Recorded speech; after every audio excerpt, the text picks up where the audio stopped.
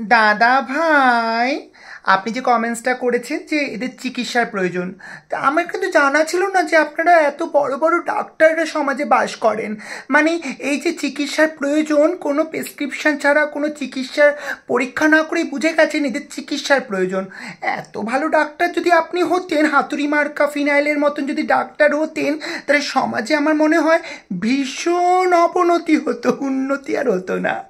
দাদা ভাই, এরকমভাবে কেন বললেন আমি জানি না, কিন্তু এই যে আপনি বললেন যে এরা সমাজের অনেক কিছু বলে ফেললেন, কিন্তু সমাজের তো খুন হয়, সেটার ব্যাপারে তো কখনো প্রতিবাদ করতে দেখি না।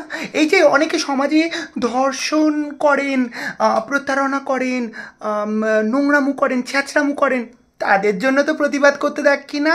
যত প্রতিবাদ লিঙ্গ পরিবর্তন করলে তখনই আপনাদের একদম উঠে যায়। কেন দাদা ভাই, আপনাদের টাকা নিয়ে কি লিঙ্গ পরিবর্তন করে সবাই মানুষ? না মানে আপনারা তো গা জ্বালা কেন?